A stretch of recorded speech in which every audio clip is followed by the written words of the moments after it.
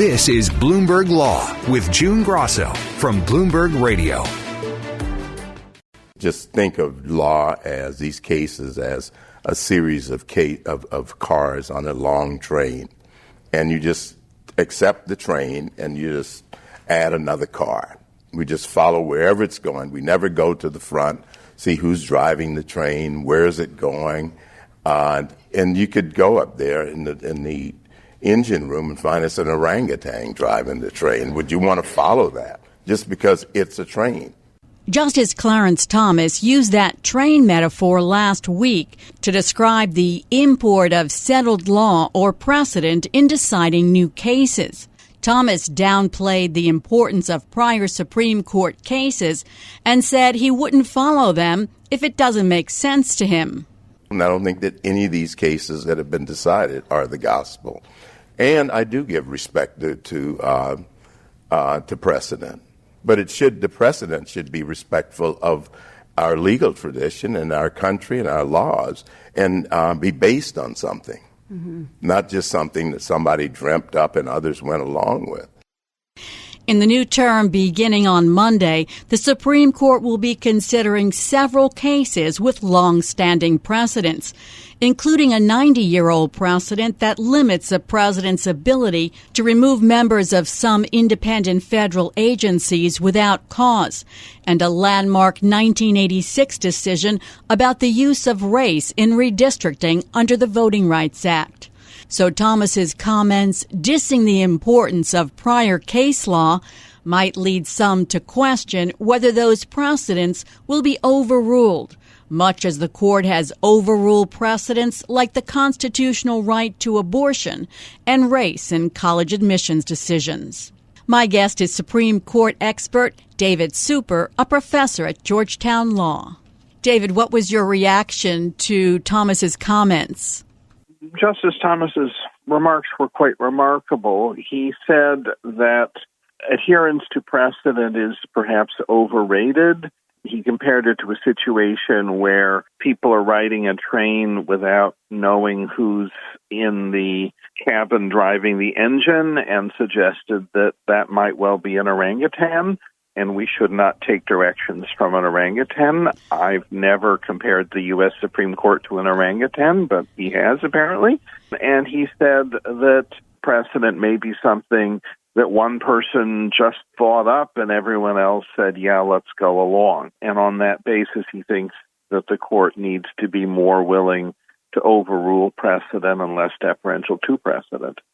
When the Supreme Court justices have their confirmation hearings, they all say, we're going to follow precedent, yes, yes, yes. And of course, they don't in many cases. So tell us about the importance of precedents in the law. Well, precedent is what makes the courts distinctive.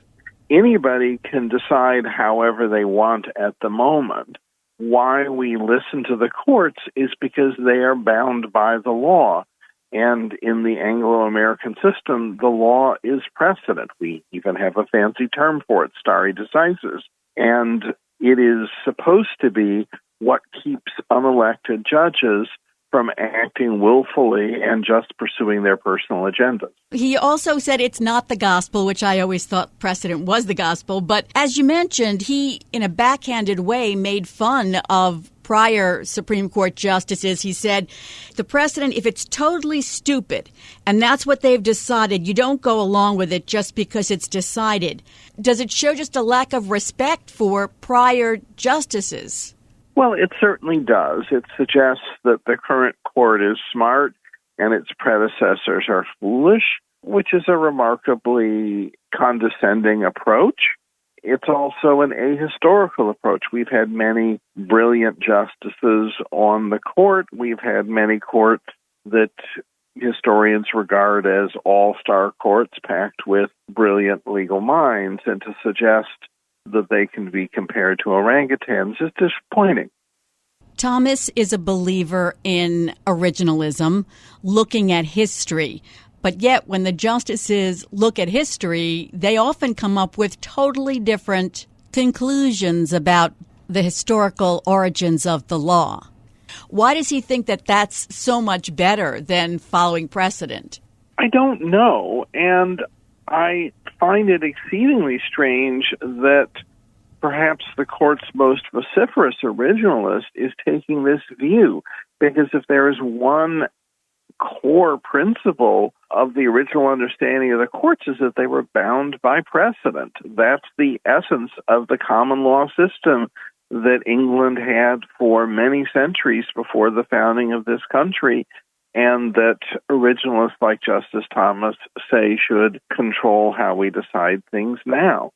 There are important decisions that were handed down 500-600 years ago that decided difficult questions and that no court since then has ever disputed.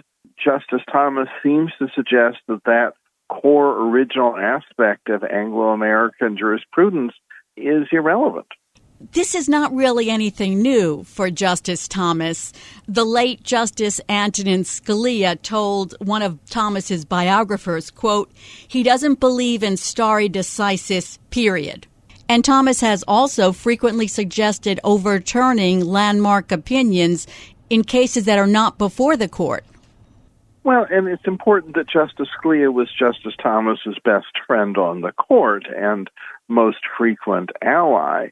But unlike Justice Thomas, Justice Scalia generally decided the cases that were brought before him, whereas Justice Thomas, for a long time, has written concurring or dissenting opinions inviting parties to bring cases to the court. That departs from another important aspect of originalism, which is that the courts are passive. They take the cases that come to them, but they don't go out trying to do affirmative policy making. Again, that goes back hundreds and hundreds of years, and an originalist like Justice Thomas should be particularly anxious to follow the traditional role of the courts as passive deciders rather than as policymakers with an agenda. The Roberts Court has overturned, I read, 21 precedents, but it includes significant precedents, of course, the constitutional right to abortion in Roe v. Wade, race-conscious admissions in higher education in the Harvard case, the power of executive agencies in the Chevron doctrine, a 40-year-old precedent on unions in the Janus case, and 17 of those cases that they overturned were split 5-4 decisions, with the conservative justices on one side and the liberal justices on the other. I mean, does that tell you anything about what was going on there? Well, it does suggest that this is a court with an agenda, that they are not calling balls and strikes, as justices like to say when they're seeking confirmation, but rather that they're pursuing a particular agenda, that they are more conservative than their forebears, and they're trying to move the law in that direction. I should note that one of those 5-4 decisions you mentioned actually had 5 justices voting to overturn precedent, and the Chief Justice, a very conservative justice in his own right, joining with the 3 moderate to liberal justices in disagreeing, that being Dobbs. Roberts recently has talked about how, the Roberts Court, his court, overturned precedents at the lowest rate of any of the recent courts. And the New York Times study said that it was 1.6 per term averaged out. But does that ignore the significance or the importance of the precedents that they're overturning? Well, it does, and it also is subject to a lot of counting. There have been many, many, many cases about abortion rights after Roe v. Wade. Do you say that Dobbs only overturned Roe? No, it made a whole bunch of other cases irrelevant and wrong as well when they said this or that restriction on abortion was unconstitutional. So you have to make some very arbitrary choices in doing a count like that. There are going to be some very, very technical cases in admiralty law that may get overturned because of new technology and no one really knows or cares. And then there are going to be sweeping decisions about the 14th Amendment, about the separation of powers, and that kind of counting game blurs all of them together. When we look at the upcoming term that starts on Monday, there seem to be a few precedents that may get overturned, and one involves that nearly century-old ruling called Humphrey's Executor that protects the heads of independent agencies. Justice Elena Kagan, in a dissent, when the majority allowed Trump to fire, for now, the last Democratic member of the FTC, said that her colleagues are, quote, raring to overturn Humphrey's Executor. Do you think that'll be the next precedent to go? It will be unless they overturn something else first. Humphrey's Executor is clearly on its way out. There's a real irony here because Justices Gorsuch and Kavanaugh have criticized lower courts for not showing enough respect for Supreme Court precedent, even when that precedent is handed down through the shadow docket without full briefing, without oral argument, without much of an opinion. And here, Justice Thomas, their partner, is turning around and saying that he would disrespect Supreme Court decisions, even that were fully argued, fully briefed, and the result of painstaking opinions. I think the justices need to decide whether the work of the Supreme Court is or is not entitled to great deference. The Trump administration is asking the justices to take, his challenge to birthright citizenship. And they did use the birthright citizenship clash to make it harder for federal judges to block government policies nationwide. If they take this case, does that say, yes, we're going to overturn the precedent from 1898 that supported birthright citizenship? And it's the precedent handed down by arguably the most conservative Supreme Court in the nation's history. So it would be quite remarkable to overturn that case. I think the justices will take this simply because it's a high-profile and very important matter that the president has been emphasizing. I would have trouble imagining how they could overturn it. The original opinion is based on analysis of historical uses of terms going back hundreds of years. It's a very model of originalism. And the Trump administration's complaint is largely a political one, responding to their base and their opposition to immigrants. Any serious originalist approach would affirm the plain language of the 14th Amendment and the decision from the 19th century. In a concurring opinion in the Dobbs case, which overturned Roe, Thomas suggested revisiting cases concerning the rights to conception, same-sex intimacy, and marriage equality. And the court is being asked to overturn the Obergefell decision, the landmark 2015 decision that legalized same-sex marriage nationwide, in a case involving Kim Davis, the former Kentucky clerk who became famous when she was jailed for refusing to issue marriage licenses to a gay couple on religious grounds. Do you think that same-sex marriage is in jeopardy? It certainly is in jeopardy. It's hard to know what the court will do. The Chief Justice Roberts has been insisting that the judges look at cases on their merits and are not pursuing a political agenda.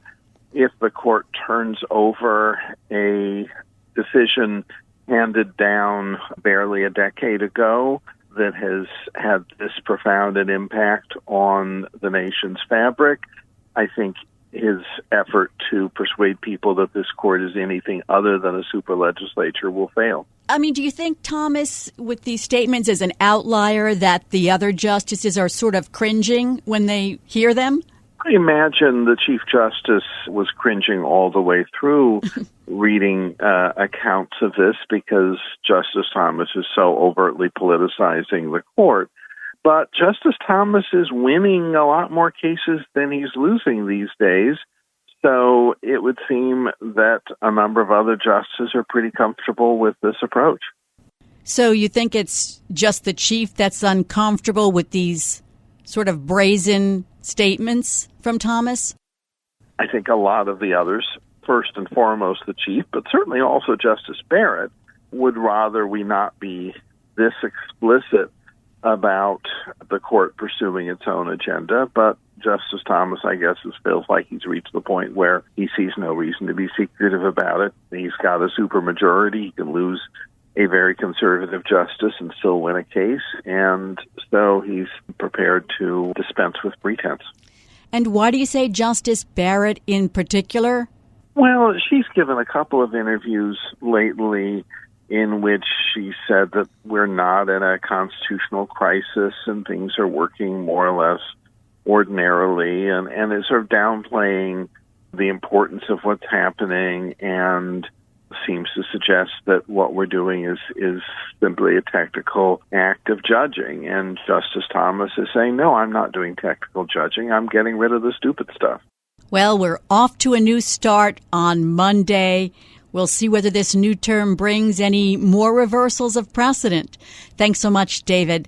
That's Professor David Super of Georgetown Law.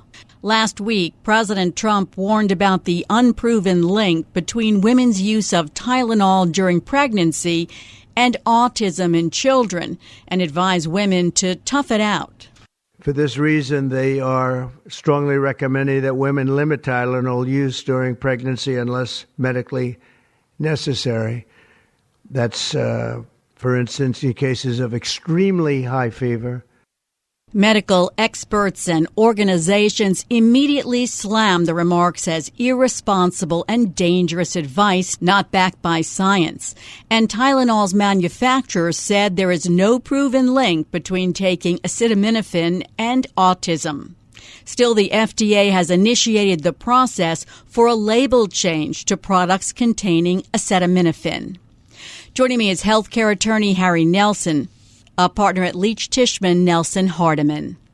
So let's start with the elephant in the room, so to speak. President Trump and, of course, RFK Jr.'s claim that there's a link between the use of Tylenol during pregnancy and autism in children. So President Trump and the FDA were citing two U.S. studies. In both studies, there was some heightened rate of autism in the population of moms who took acetaminophen, Tylenol, during pregnancy.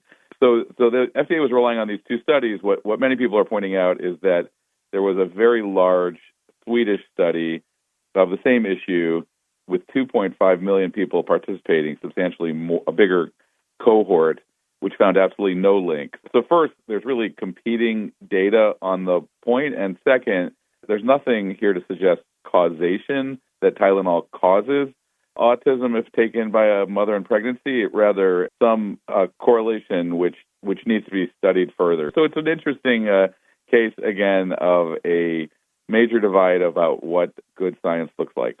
Well, also in the FDA news release itself, it said it's important to note that while an association between acetaminophen and neurological conditions has been described in many studies, a causal relationship has not been established, and there are contrary studies in the scientific literature.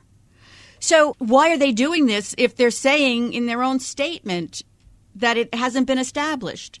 My sense is that this president and this administration is really trying to make sure that it maintains an activist kind of footing with people who are looking for change in its base of supporters, and that this was a very aggressive style of announcement that was made before there was any kind of conclusive process here, but that this was done really as a kind of political driver, with the president wanting an opportunity to stand at the podium and make the claim that he's doing something to protect public health and fighting back against the scientific establishment, in yet another way. So that's at least my sense of why this happened the way it did.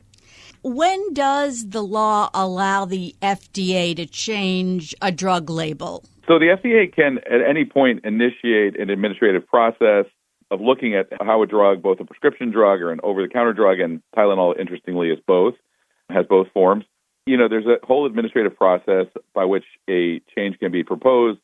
The public has a chance to comment on it, and then it's finally ordered. And then only after that process do prescription drug manufacturers, like the company Kenvue here that makes Tylenol, have the right to challenge it. So there's a long process that's still ahead.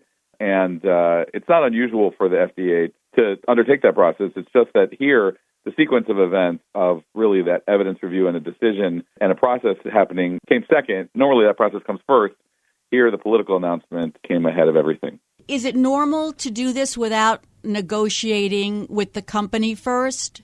I do think that it is more typical to allow prescription drug manufacturers to be part of a process and make sure that all of the evidence, all of the research is considered. So I don't know exactly how much Kenvue, how much opportunity he had. It seems clear from everything that the company is saying that it intends fully to challenge this action and to argue that the FDA is acting without sufficient scientific justification. And that process certainly, if there was an unquestionable issue here, the FDA normally could have started in dialogue with the company to make sure that this action was sound. You know, the thing that worries me the most here is that Tylenol is one of the most widely used and trusted medications out there during pregnancy as well as for many other conditions. And this creates a risk of confusion, of fear, and, you know, and that's a process that's not great for public health. Yeah, I mean, there are so many stories about doctors, OBGYNs, receiving tons of calls from pregnant women who don't know what to do. They're very confused about this new allegation, I guess, from the FDA. Yeah, and it's, by the way, globally, we're seeing with World Health Organization and European drug regulatory systems that around the rest of the world, the message is going out that acetaminophen is perfectly safe for pregnant mothers. And so this is like creating a real contrast between the public health word in the rest of the world and apparently in the United States if this goes all the way through. And do we know how the FDA intends to change the label? Is it going to be like a tobacco warning on cigarette packs? Well, yeah, it's a big question. Again, it's a question whether this is only going to apply to the prescription drug form or also to the over-the-counter form. There's a lot of generic acetaminophen out there on shelves, and it's not clear exactly who this is going to apply to or what the label is going to look like. That's something that will have to be resolved by the FDA as we go through the administrative process ahead. So the drug maker can only challenge in the administrative process after the review is complete? Yeah, exactly. There needs to be a final order. So first, the agency has to make the final proposed action, as it's called, and then there has to be an opportunity for the public to comment. And only when the action is actually finalized and is an agency decision by the FDA, at that point, you know, the issue is ripe to be challenged by the drug manufacturer. Harry, does anyone in the healthcare community doubt that no matter what the public comments are and what the manufacturer says, that the FDA is going to go ahead to try to relabel acetaminophen? I think it's fairly safe to say this administration has a strong grip on the FDA. No one is expecting any kind of independence or for the FDA leadership to buck the announcement, particularly after it was made by the president. So, you know, and by the way, I should say the manufacturer will have initially it has a challenge in the FDA, but eventually it will get to a federal court and be before a federal judge to make the argument that this action is arbitrary and capricious and not grounded in solid science. So there's no question in my mind that the FDA is going to move forward here, but the question of whether this actually stands is a very big one. Coming up next on the Bloomberg Law Show, I'll continue this conversation with healthcare attorney Harry Nelson. Can the manufacturer ignore the administrative process and go straight to court? I'm June Grasso, and you're listening to Bloomberg. The Food and Drug Administration said it initiated the process for a label change to products containing acetaminophen after President Trump's announcement last week that warned about the unproven link between women's use of Tylenol during pregnancy and autism in children. Trump's announcement on the medication, which has long been recommended during pregnancy to treat pain, fever, and aches, has spurred confusion for patients and pushback from medical organizations. I've been talking to healthcare attorney Harry Nelson, a partner at Leech Tishman Nelson Hardiman. Since the manufacturer basically knows what's going to happen down the road, can they jump the administrative process and just go to court? No, it's a fundamental principle in administrative law that you have to wait for a final action. Judges don't want to be making decisions about things that are still in flux in the regulatory process. So since there has been no action taken yet by the FDA, just a warning that it's going to happen, the company doesn't have great recourse. It essentially is sort of has to really fight this issue for the time being in the media and try to hold on to public trust and, fight for its stock price and build confidence. But judges do not want to be addressing this issue until the FDA has actually done something. This is sort of wild, but could the company sue Trump and Kennedy for defamation? The principle of sovereign immunity here limits the action. We already have the Supreme Court, by the way, broadening substantially the things that the president is immune for actions taken in executive office. But this is classically something where there's a mixed case. So it's not like President Trump acted without any scientific basis. It's just that there's evidence on both sides of this issue. So I think it's going to be very difficult for the company to think about actually having a case against Trump or against RFK. This is just, a tip of the iceberg. The Trump administration, or RFK, his department, is continuing to put out information and guidance that contradicts medical organizations and scientists and state health departments on vaccines and antidepressants. Is anything being done about that? I think you're right. But by the way, a lot of how I view this issue is in many ways adjacent to this broader effort, whether it's around vaccines or otherwise on public health, to really undermine confidence in agencies and to express more skepticism and to validate people who are already incredibly skeptical of our public health agencies. So I think a massive kind of political persuasive effort has been underway, kind of underpins all of these issues around RFK and around our public health system. I think that's an issue that's going to be decided in many ways at the ballot box and by courts, which are going to be called upon to decide what is arbitrary and capricious and when government agencies are justified. So I don't know that there's any recourse other than voting for administrations that take positions on public health and science that people support, or judges standing in. Let's say the FDA approves the final rule and then they're sued by the manufacturer. What kind of decisions would the judges be making? That this was arbitrary and capricious, or would they be making decisions about the science?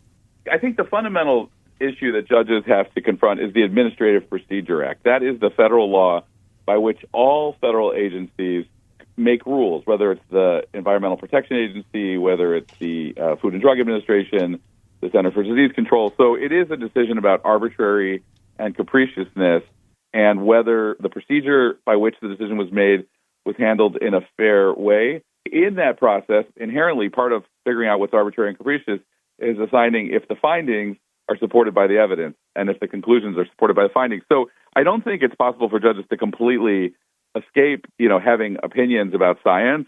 That's really the tricky part here, is that the administration did operate on the basis of some studies. It's just that we also see contrary, much larger studies that totally contradict what they did. And where does RFK Jr. and the health department stand on vaccines at this point? The administration has moved forward on a complete policy shift on vaccine distribution, and I think a substantial amount has already happened to cut funding, cut distribution, and change policy in a way that also is going to drive lack of coverage in the insurance industry. There are multiple lawsuits going forward. State attorneys general have brought lawsuits to challenge the vaccine policy. It's just that we have not seen any legal action yet that is really undercutting anything that the administration is doing. And then some states, I know New York State, the governor declared that, vaccines would be paid for. Right. So there's two different levels. One is a challenge to the actions of Department of Health and Human Services and RFK in terms of changing vaccine recommendations and access from government programs. And the second issue is all of the commercial health plans that are affecting their, changing coverage.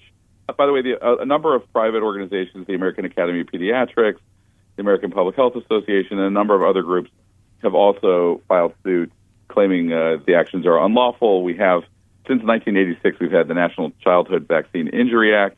There's been arguments made that the existing federal law preempts the actions that are being taken and that we already have a substantial amount of process also here, too, under the Administrative Procedure Act for how this has to happen. So I do think there is going to be a reckoning with the vaccine policy. The question is how much will have already happened on the ground based on narrower eligibility, based on, the ending of emergency use authorizations for COVID vaccines, and changes on all these advisory and recommendation bodies that are adjusting vaccine schedules. So there's a lot of change on the ground, but there will be a reckoning in court at some point. Has there been another administration where there was so much change at the health department in such a short period of time, sort of upending the norms?